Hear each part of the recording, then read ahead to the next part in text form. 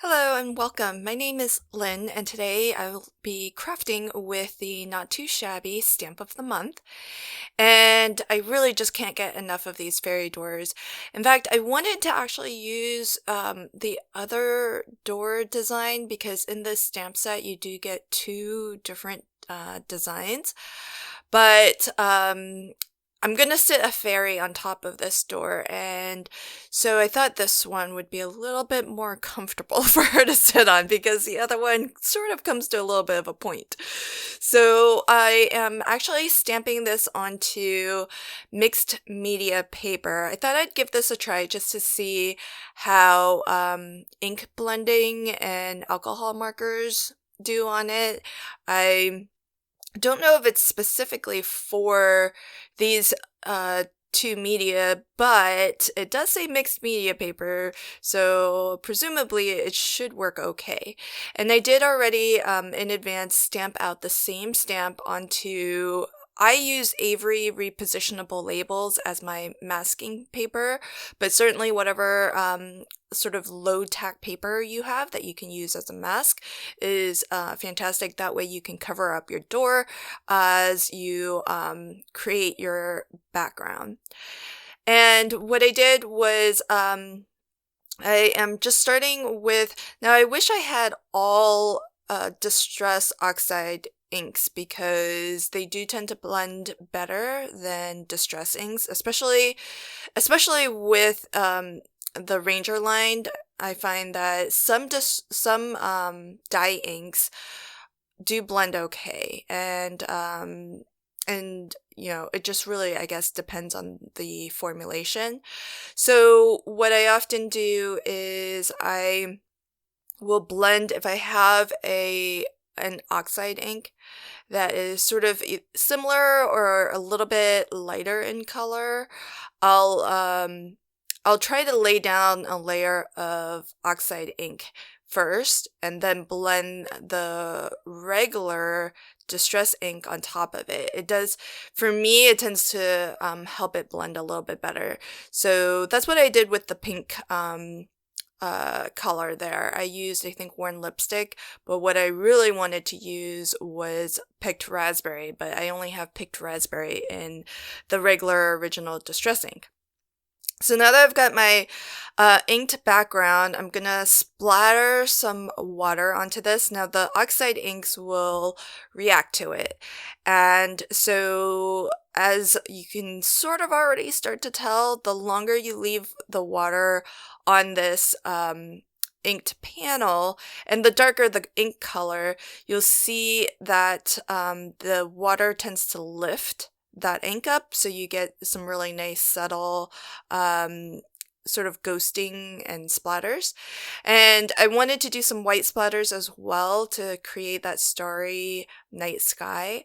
I thought that I would use some gesso because I happen to have it by my desk, but then I forgot that I also have this tube of white acrylic paint, and I don't use this nearly enough, and so I decided to go with that instead. And you can see I've let everything dry, but after I complete all of my inking, I'm going to actually also take a heat gun to it because the oxide inks do tend to take a little bit longer to dry, which makes them really great for a lot of different techniques, but also one of the reasons why they blend so smoothly as well, because you can sort of move them across the page.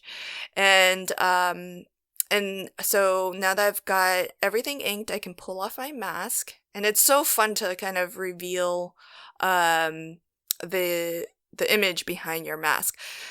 Normally, what I would generally do is color first and then put my mask on, but to be honest, I thought that this is rare, but I really felt that I was a little bit more confident that I would color this door okay because I've colored it once already and I kind of knew, you know, how I wanted to color it. So I thought the bigger risk would be the ink blending on the background. So that's why I actually ink blended the background first, and if that didn't turn out well, I knew I could always stamp and color, but I didn't want to stamp and color this, only to have the ink blended background not turn out well. Now, the first time I colored this, I kind of, I think I made a little bit of a mistake because the door itself is wood, but the around the door and on the bottom should be stone. And so the first time I colored this, I colored that in the same browns that I used for the door. I still think it looked okay, but I think coloring it as a more gray stone is probably a little bit more the way that the illustrator of this stamp intended it. So for this one, I'm using some warm grays, and I'm just using my Ohuhu markers to color these in. I did buy some Copics, but I don't really have a great range, and so I always tend to go with my Copics if I need a lot of different shades. And even though this is a small image, for each of these little stones, I am using 3 different colors, and then I'm actually going to go in with a 4th color for the, I guess it's the cement that goes between. So here I'm going in with that an even darker shade of gray to give even more shadow and definition to those sort of those grout lines, I guess. And I'm not trying to be super perfect about it, but I'll also go back in and blend a little bit of that out so that it's not so stark. And that's my coloring complete. So at this point, I definitely want to be really careful that I get a good stamping on my sentiment. So I'm going to bring this into my stamp positioning tool and stamp one of the sentiment that comes in this stamp set. This Stamp of the month does come with an option to buy it as both the stamp and die of coordinating die, so you have both options. And I would definitely recommend the die set for this one, especially because it's really adorable. It actually cuts out the door so that you can swing the door open too, which is a really neat effect.